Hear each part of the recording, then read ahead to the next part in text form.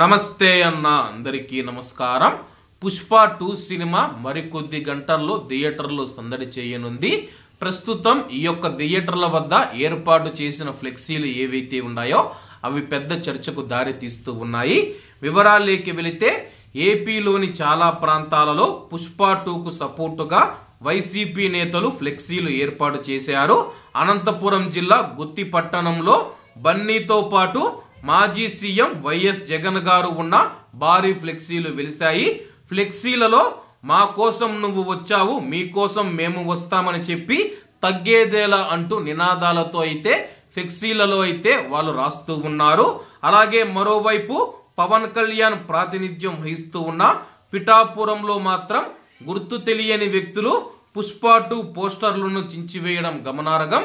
ప్రస్తుతం అలాగే మనం చూసుకుంటే గత ఎన్నికలలో తన యొక్క స్నేహితుడి కోసం నంద్యాలకు వచ్చి అల్లు అర్జున్ గారైతే వైసీపీ తరపున ప్రచారం చేయడం జరిగింది. అప్పట్లో ఇది పెద్ద హాట్ టాపిక్ గా మారింది. అప్పటి నుంచి ఇప్పటి వరకు కూడా పుష్ప 2కు మేము సపోర్ట్ గా ఉంటామని చెప్పేసి వైసీపీ నేతలు కానీ కార్యకర్తలు కానీ తెలుపుతూ ఉన్న నేపథ్యంలో మరొక పక్క జనసేన నేతలు అలాగే మెగా అభిమానులు పుష్ప మూవీని ఎవరు చూడవద్దు, సినిమాకు దూరంగా ఉండాలని చెప్పేసి మాట్లాడుతూ ఉన్నారు. అలాగే ఈ వివాదం ఎంతవరకు వెళుతుందో వేచి చూడాల్సి ఉంది.